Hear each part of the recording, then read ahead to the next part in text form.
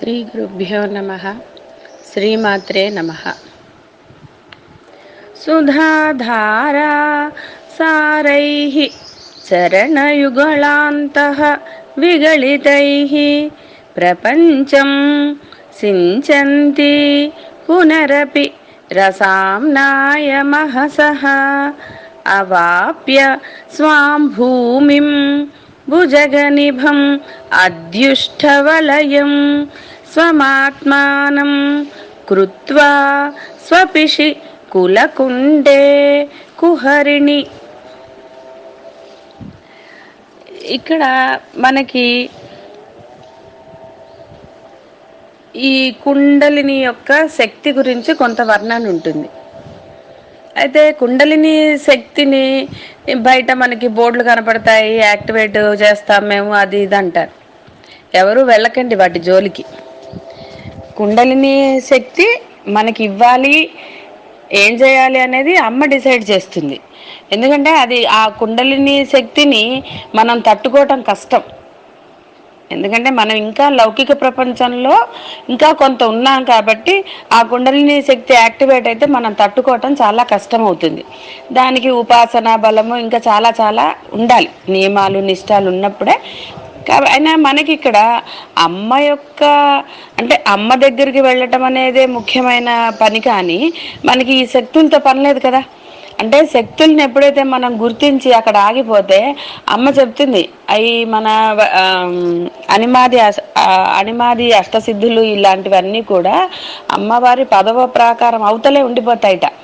అంటే వాళ్ళకి లోపలికి ఛాన్స్ లేదు, ఎందుకంటే వాళ్ళు శక్తుల వైపు ఆకర్షించబడ్డారు, శక్తులను వాళ్ళు వినియోగిస్తున్నారు కాబట్టి వాళ్ళకి అమ్మ దగ్గరికి స్థానం లేదు. అందుకని ఎప్పుడైతే మనము లౌకిక శక్తుల్ని అంటే ఆ శక్తుల వైపు ఆకర్షింపబడి దాన్ని కనుక మనము ఉపయోగించుకుంటే అమ్మ తన దగ్గరికి రానివ్వదు. పదో ప్రాకారం అంటే అసలు అమ్మ యొక్క ఒకటో ప్రాకారమే కొన్ని యోజనాలు ఉంటుంది. అలాంటిది పదో ప్రాకారం అంటే అమ్మకి ఎంత దూరం ఉన్నాం మనం. కాబట్టి మనం ఆ జోలికి పోకుండా ఇక్కడ మొదలే చెప్పడం ఎందుకు అంటే ఎందుకంటే ధ్యాస వినగానే మనకి ఎక్కడికో వెళ్ళిపోతుంది, నేర్చుకుందాం కదా అనేసి. కాబట్టి అమ్మ మన దగ్గర ఉంటే మనకి ఏ శక్తితో పని ఉందండి. పరమమైన ఆ అమ్మ మన దగ్గర ఉన్నప్పుడు మళ్ళీ ఇంకో శక్తితో మనకు అవసరం ఉంటుందా? ఉండదు కదా. ఇక్కడ అదే. కాబట్టి మనము ఇక్కడ అమ్మ ఎలా ఉంటుంది అని చెప్పడం అంటే ఆ కుండలిని రూపంలో అమ్మ ఎలా ఉంటుంది అని చెప్పడానికి చెప్తున్నారనమాట. అమ్మ ఏమైంది, మనకి ఏమన్నారు, సహస్రారణుల దగ్గరికి వెళ్ళి ఆ యొక్క శివుడితోటి ఆవిడ అక్కడ విహరిస్తూ ఉంటుందని చెప్పారు మనకి ముందు శ్లోకంలో. ఇక్కడ అదే అంటున్నారు, అంటే ఎక్కడ అమ్మ అసలు స్థానం మూలాధారంట. ఈవిడ ఎప్పుడైతే ఆ పైకి వెళ్ళి ఆ స్వామితో ఉన్నప్పుడు అక్కడ మనం మామూలుగా అమృతధార అంటే ఏమంటాము, చంద్రుని యొక్క కిరణాలు అంటాం. చంద్రుని కిరణాలు మనకి అమృతంలాగా వర్షిస్తున్నాయని అంటాం. అయితే ఇక్కడ ఆ అమ్మ ఆ శివుడితో అక్కడ విహరించి ఆ సహస్రారంలో ఉన్నప్పుడు అంటే మనం అది భావన చేసి ఆ భావనలో కాసేపు కనుక నిలబడగలిగినప్పుడు మనకి ఆ మన లోపల 72,000 నాడులు, ఈ పంచతన్మాత్రం కదండి ఇదంతా కూడా, మన శరీరం అంతా కూడా ఆ 72,000 నాడుల్లోకి వీటన్నిటినీ ఆ యొక్క చంద్రుని యొక్క ఆ అమృత కిరణాలు తడుపుతాయట. అంటే అర్థం ఏంటి ఇక్కడ మనకి అంటే అంతటి అనుభూతి పొందుతాము. ఇప్పుడు మనం అబ్బా అమృతం ఎంత బాగుంటుందో కదా అని ఒక ఊహకే మనము అబ్బా అనుకుంటున్నాం కదా. అది నిజంగా జరిగి తీరుతుంది ఎప్పుడు, కల్మషరహితంగా ఉన్నప్పుడు, మనం కేవలం అమ్మాయి ధ్యాసగా ఉన్నప్పుడు, లౌకికానికి పెద్ద ఇంపార్టెన్స్ ఇవ్వకుండా, పెద్దగా అసలు ఇంపార్టెన్స్ ఇవ్వకుండా ఉండాలి. ఆ ధ్యాన స్థితిలో మనం వెళ్తాం. అయితే అందరూ ధ్యాన పద్ధతిలోనే వెళ్తారు అనడానికి లేదు. మన నవవిధ భక్తులు చెప్పుకున్నాం కాబట్టి ఏ విధంగా ఎవరికి అమ్మ అనుగ్రహిస్తుందో మనకి తెలీదు. అయితే అందరం అప్పుడో ఇప్పుడో కొంత అనుభవిస్తూనే ఉన్నాం, మనకి తెలియలేదు. ఆ విధంగా ఆ యొక్క ఆ అమృత కిరణాలు ఆ అమ్మ నుంచి స్రవించినప్పుడు మొత్తం మన శరీరం అంతా తన్మయత్వం పొందుతుంది. తన్మయత్వం పొంది ఆ అమ్మలో ఆ క్షణికమైనా సరే మనము లీనమైపోయి ఉంటాం. దాన్ని మనము నిరంతరంగా ఉండేటట్టుగా చూసుకోవాలి. చాలా కష్టమే, అలా అని మనం ప్రయత్నాన్ని మానకూడదు కదా, నిరంతర ప్రయత్నం చెయ్యాలి. ఏమిటా నిరంతర ప్రయత్నము అంటే లౌకికం నుంచి విడిపోవటమే ఇది. ఏది తెంచుకోకర్లే, ప్రతిసారి మనం పదే పదే చెప్పుకుంటున్నాము. వదిలేసారు, నీ బాధ్యత నువ్వు సక్రమంగా చేసుకుంటూ వెళ్ళిపో అంతే. దేన్ని పట్టుకుని ఉండకు. మళ్ళీ పాత దాంట్లోకి వెళ్తే ఇప్పుడు వంట ఆవిడ వస్తుంది, లేదా పని వాళ్ళు వస్తారు, వాళ్ళ పని వాళ్ళు చేసుకుని వెళ్ళిపోతారు. కానీ మళ్ళీ ఏదైనా అటాచ్మెంట్ పెట్టుకుని ఉంటారా అక్కడ? వాళ్ళది అయిపోతుంది, వాళ్ళు వెళ్ళిపోతారు. మళ్ళీ ఎవరో పిలిస్తే వాళ్ళ దగ్గరికి వెళ్ళిపోతారు. అంటే వాళ్ళు వచ్చింది దేనికి? ఆ పని చేయడానికి. ఇది అంతే. నువ్వు ఈ లోకానికి వచ్చింది ఎందుకు? ఆ అమ్మ చెప్పింది, వీళ్ళతో నీకు రుణాలు ఉన్నాయి, నువ్వు తీర్చుకో అని చెప్పి వాళ్ళని లింకులు నీకు పెట్టింది. సో నీ బాధ్యత ఏంటి అది అనేది నువ్వు చక్కగా నిర్వర్తించి నువ్వు వెళ్ళిపో. దేని యందు కూడా నువ్వు ఆసక్తిని పెంచుకోకుండా ఎప్పుడైతే మనం ఉండగలుగుతామో అప్పుడు ఆ అమ్మ దగ్గరికి మనము మన ఎక్స్పైరీ డేట్ లోపల చేరుకోగలుగుతాము. ఆ అమ్మట మళ్ళీ అదంతా స్రవించిన తర్వాత మళ్ళీ కిందకు వచ్చి ఆ యొక్క అంటే మూలాధారంలో ఈ కుండలిని శక్తిని ఒక పాముతో పోలుస్తారు, భుజగము. ఆ పాము 3.5 చుట్లు చుట్టుకుని ఉంటుంది ఆవిడ. ఆ పాము అంటే మనకి ఒక కొన్నిటికి కొన్ని సంకేతాలు ఇస్తారు మనకి. ఆ చుట్టలు చుట్టుకుని అక్కడ ఆ అమ్మవారు అక్కడ నిద్రిస్తూ ఉంటుంది అని. నిద్రిస్తూ ఉంటుంది అంటే మళ్ళీ వేరే దాంట్లోకి వెళ్ళకండి, ఆవిడ అలా ఉంటుంది. ఆ కుండలిని శక్తి అనేది ఒక పాముతో పోల్చారు. ఆ పాము అంటే ఇప్పుడు మనం లౌకికంగా తీసుకున్నా కూడా పాము ఏం చేస్తుందండి? మనం ఏం పట్టించుకోకపోతే దాని మానాన్ని అది పోతూ ఉంటుంది, అవునా? మనం ఏదన్నా అంటే ఏం చేస్తుంది? అందులోంచి ఏమొస్తుంది? విషం. కాబట్టి మనం కుండలిని శక్తుల జోలికో లౌకిక శక్తుల జోలికో వెళితే మనం కూడా ఆ విషాన్ని లౌకికం విషంతోనే కదండి పోలుస్తున్నారు. అది దాన్ని పట్టించుకోలేదనుకోండి మనము చక్కగా ఉంటాము. ఆ శక్తి మనలో అలా ఉండే ఆ శక్తి మనకి దేనికి వినియోగపడుతుంది? మన అమ్మ దగ్గరికి వెళ్ళడానికి, ఆ అమృతాన్ని పొందడానికి మనం వినియోగించుకోగలుగుతాము. మనం వినియోగించకల్లా అమ్మే వినియోగించేస్తుంది. వీడు ఈ లౌకికం వెళ్ళట్లేదు కాబట్టి మనం వీడికి ఈ విధంగా చేద్దామని అమ్మ ప్లానింగ్ అమ్మ చేస్తుంది. ఎందుకంటే అమ్మ ప్లాన్ ముందు మనకి ఏదన్నా ఉందా చెప్పండి అసలు? ఆ విధంగా ఆ అమ్మ మనలో అంటే ఎప్పుడైతే మనం సహస్రారంలో ఆ అమ్మని ఆ శివునితో శివశక్తైక రూపంగా మనం భావించి ఉండగలుగుతామో ఆ భావనలో తన్మయత్వం పొందినాం.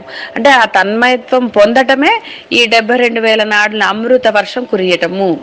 సరే, ఎవరెవరో ఏదేదో మనకి చెప్తూ ఉంటారు, అలా ఉంటుంది ఇలా ఉంటుంది, మనం దాని గురించి పెద్ద వర్రీ అవ్వాల్సిన అవసరం ఏం లేదండి.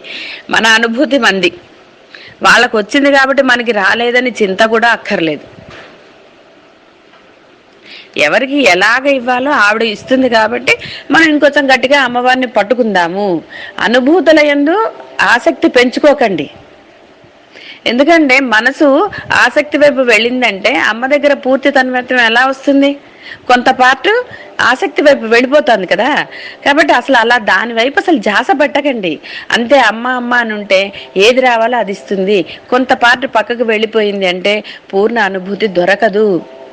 అనుభూతిలోంచి మనం ఏమంటూ ఉంటాం? మళ్ళీ అనుభూతి పొందకుండా ఒక మార్గం అడ్డమడి ఏం చేస్తూ ఉంటాము? అయ్యో అనుభూతి వస్తుందో రాదా, మొన్న ఆవిడ చెప్పింది, ఆవిడకి వచ్చిన అనుభూతి మనకు వస్తుందో రాదో, ఈ చింత ఎక్కువైపోతుంది మనకి. కాబట్టి ఎవరు కూడా అనుభూతుల వైపు కూడా ధ్యాస పెట్టకండి. అనుభూతి ఆవిడ ఇస్తుంది, ఏం చేయాలో ఆవిడ చేస్తుంది. రమణ మహర్షి అన్ని సంవత్సరాలు అక్కడ తపస్సులు చేశారు, రాళ్లతో కొట్టేవన్నీ. అంటే ఆయన ఎప్పుడైనా రాళ్లతో కొట్టారని పిల్లల్ని కోపట్టం కానీ ఇంకోటి కానీ, లేకపోతే ఆహారం నాకు బ్రహ్మాండంగా ఉందని ఆయన ఎక్కడన్నా పుస్తకంలో రాశారేంటండి? ఎక్కడా లేదు ఆయన అనుభూతులు. అందుకే ఏంటంటే గురువు దగ్గర చెప్పుకోవటం ఎందుకు అంటే అదొక ఆనందము మనకు వచ్చిందనేసి. మామూలుగా అయితే అసలు ఏమీ చెప్పక్కర్లేదు, మన అనుభూతి మంది. అంటే ఆ మార్గం సరైందో లేదో అన్న ఒక సంశయం ఉంది కాబట్టి ఆ సంశయం పోగొట్టుకోవడానికి మీరు అనుభూతులు చెప్పుకుంటే నష్టమే లేదు. కానీ పక్కవాడి అనుభూతి మనకి రావట్లేదని చింతద్దు. ఎవరి ఇది వాళ్ళదే కదండి. అందుకని మన అమ్మనే పట్టుకుందాం. తన్మయత్వం మనకి ఎందుకంటే తన్మయత్వం అనేది పక్కవాడిని వాడు చెప్పాడు కదా అని మనకి రాదు, మనకు వచ్చిందని పక్కవాడికి వెళ్ళిపోదు. అంటే అనుభూతి పొందడానికి మనం ప్రయత్నం చేద్దాము. ఆ అనుభూతే అమృత ధార వర్షము. ఎలా అయినా సరే, లేకపోతే ధ్యానంలో ఉచ్చస్థితి అనండి, ఏదైనా సరే ఆ స్థితి మనకి అంటే నిరంతరం ఉండేటట్టుగా మనం చెయ్యాలి. అంటే మన ప్రయత్నము లౌకికం నుంచి నెమ్మదిగా విడిపడటమే. ఎక్కడికక్కడ వదిలేసుకోండి. చేశారు, అయిపోయింది, వాడు తిట్టాడు, వదిలేయండి. ఎన్నో జరుగుతాయి. అవన్నీ జరగటానికే కదా అమ్మ మనకి జన్మిచ్చింది, శరీరం ఇచ్చింది దేనికి? అవన్నీ అనుభవిస్తే తప్ప, అంటే తుప్పు వదిలితే తప్ప లోపల అసలు ఏదుందో తెలియదు కదా. అదే సినిమాలో లాగా తొండా తోక అంటే మసిపోవాలి కదండి. అంటే అసలైన అమ్మని పట్టుకోవాలంటే మనకి ఇవన్నీ వదులుకొట్టుకోవాలి. కాబట్టి మనం ఆ విధంగా దానిలో మనం ప్రయాణం చేద్దాము, అనుభూతులు పొందడానికి ప్రయత్నం చేస్తూ ఉందాము. ఆ అమ్మని ఈ జన్మలోనే మనము చేరుకోవడానికి విశ్వ ప్రయత్నం చేద్దాము. సకలంగా అంటే అన్ని రకాల ప్రయత్నాలు ఏ విధంగా అయితే అమ్మ దగ్గరికి వెళ్తామో మన ఎఫర్ట్ అంటాం సరే, ఆ ఎఫర్ట్ని అటు పెడదాము. లౌకికంలో నీ ఎఫర్ట్తో పని లేదు. నువ్వు పెట్టాల్సి వచ్చిందంటే ఆవిడ పెట్టించి తీరుతుంది. నీ ఎఫర్ట్ అక్కర్లేదు అంటే ఎదురుగుండా ఉన్నా కూడా నువ్వేమీ చెయ్యలేవు. డాక్టర్లు ఎంతో కష్టపడతారు ప్రాణం నిలపడానికి, నిలపగలుగుతున్నారా చెప్పండి? ఏదైనా సరే, డాక్టర్ల ప్రాణం అనకండి, ఏదైనా సరే ఎన్నో రకాలుగా మనం చూస్తున్నాం. మన ఎఫర్ట్ ఎంతవరకు పనికొస్తుందో అన్నది మనం చూస్తూనే ఉన్నాము. అనుభవంలో కూడా మనకి చాలా ఉన్నాయి. కాబట్టి అక్కడ మన ఎఫర్ట్కి అసలు ఏదీ లేదు అన్నప్పుడు ఎందుకు ఆ ఎఫర్ట్, అదే మన ఎఫర్ట్ కనుక ఆ అమ్మ వైపుకు తిప్పుకోగలిగినప్పుడు, ఆ ప్రయత్నాన్ని ఇటు ప్రారంభించినప్పుడు ఆ ఆత్మానందం దాని ముందర ఏదన్నా సాటి ఉంటుందా? ఒక్కసారి అనుభూతి చెందండి, తప్పకుండా మీకే తెలుస్తుంది. అందరికీ దొరుకుతుందండి. ఇక్కడ ఏమి అంటే కుల మత భేదాలనో లేకపోతే వయసుతోట లేకపోతే ఇంకోట లేనే లేదు. ఇప్పుడే కదండి సాధనలోకి వచ్చాము, ఇప్పుడిప్పుడే మొదలు పెట్టామంటే అమ్మ గురించి ఇప్పుడే తెలిసింది తెలియదు అలా ఉండదు. ఆయనకి ఏం తెలుసండి? రమణ మహర్షి 15 ఏళ్ళకి ఆయన అది పొందారు అంటే 9 ఏళ్ళకి పెరిగేవారు అక్కడికి వెళ్ళారు. వాళ్ళకి ఏం తెలుసు అమ్మ గురించి? అనుభూతులు తెలుసా? ఏదన్నా చదివారా? మనలాగా వింటున్నారా? ఏదీ లేదు. ఆయనకు ఉన్నట్టుండగా వచ్చేసింది. అది వచ్చిన దాన్ని ఏమిటి అని పట్టుకున్నారు, వదిలేయలేదు. కాబట్టి వాళ్ళకి అది సహజంగా అయిపోయింది.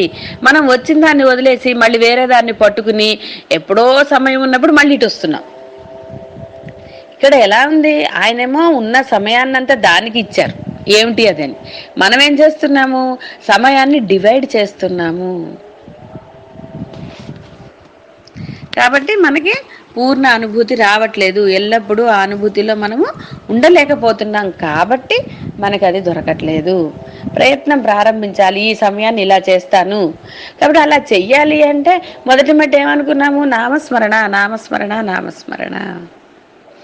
చెడు తలంపులు వస్తాయి మనసులో. ఒకళ్ళని తిట్టుకోవచ్చు, ఒకళ్ళని అనుమానించవచ్చు, ఇంకోటి ఎన్నో రకాలుగా మనకి రాకుండా ఉండవు. కానీ ఒకటే బాగా గుర్తుపెట్టుకోవాల్సింది, ఏది జరగాలో అది జరిగి తీరుతుంది. ఒక మంచి చెప్పినప్పుడు దాన్ని ఆచరించడానికి మనము శతవిధాలుగా ప్రయత్నం చెయ్యాలి. చేస్తే తప్పకుండా అనుభూతులు దొరుకుతాయి, లౌకికం పనులు అవుతాయి, అన్ని పనులు అవుతాయి. ఎక్కడ సందేహం అనేది లేదండి మనకి. లౌకికం గురించి అసలు మీరు ఆలోచించాల్సిన అవసరమే లేదు. లౌకికం ఇచ్చిందే అమ్మ, అవి ఎలా జరగాలో ఆవిడ చేస్తుంది. మనం ఇటు చేద్దాము. ఈ జన్మ ఇచ్చింది నీకు, నేను నన్ను కనుక్కోవడానికి రా, నువ్వేమో బయటకు తిరుగుతున్నావు అంటుంది ఆ అమ్మ. కాబట్టి మనము ఆ అమ్మ వైపుకే వెళదాము. మన శక్తులన్నిటి అంతర్ముఖం చేద్దాము. బాహ్యంగా ఆటోమేటిక్గా జరిగిపోతాయి. ఏది మన కోసం ఆగదండి. ఎన్నో అనుభవాలు, అవునా కాదా? అబ్బో నేను లేకపోతే పని అవ్వదు అనుకున్న వాళ్ళకే మనకి తెలిసిపోయింది. మనం ఉన్నా లేకపోయినా అన్నీ జరుగుతాయి, అన్నీ ఇదవుతాయి. కాబట్టి మనము ఆ అమ్మ వైపుకి ఉందాము, ఆ అమ్మనే పట్టుకుందాము, బ్రహ్మాండమైన అనుభూతులు పొందుదాం మనము. శుభం భూయాత్.